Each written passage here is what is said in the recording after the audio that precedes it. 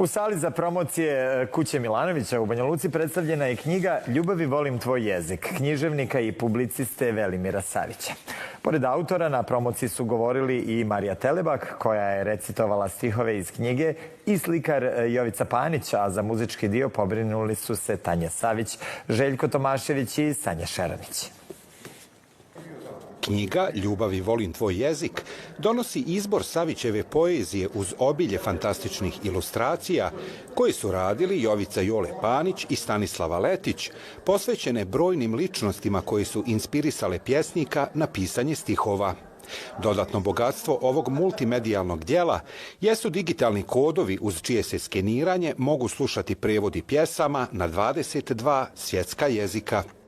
Ljubav i volim tvoj jezik je naslov oko koga sam se dugo mislio. On je jednostavno tako doletio, ali je vrlo provokativan naslov. I naslov koji ne može da se zaboravi. Nekad ovako pitam najčešće žene, kako vam se sviđa naslov? Sve su oduševljene.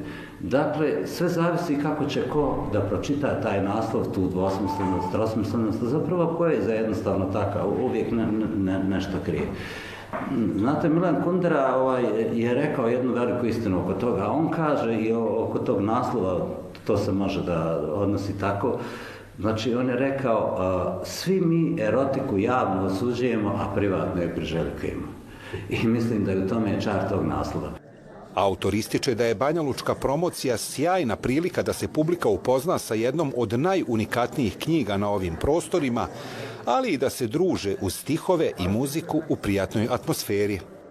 U ovoj knjizi su 80 i nešto pjesama, a ono što je najinteresantnije od svega, ja sam našao način, kad je završena ta knjiga, ja sam napisao 5 pjesama. Sad pišem roman u mom ocu i uopšte nisam mislio da ću pisati poeziju.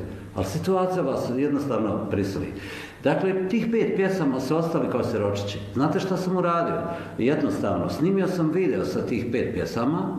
Evo sad ja otkrivam tajnu, pa drugi neka se posluže, ali ja sam tu prvi, vjerujem i možda prvi u svijetu. Napravio sam QR-ove, otišao sam u knjižaru, kupio naljepnice, na te naljepnice oštampao QR-ove i zalijepio tih 5 pjesama u tek oštampanu knjigu. Dakle, to vam je kao Superman koji je okrenuo svijet nazad i vratio vrijeme unazad. Ne znam da je to ko uradio, ali sve velike ideje su jednostavne. Nakon Banja Luke, knjiga će biti promovisana i u drugim kulturnim centrima širom Srpske.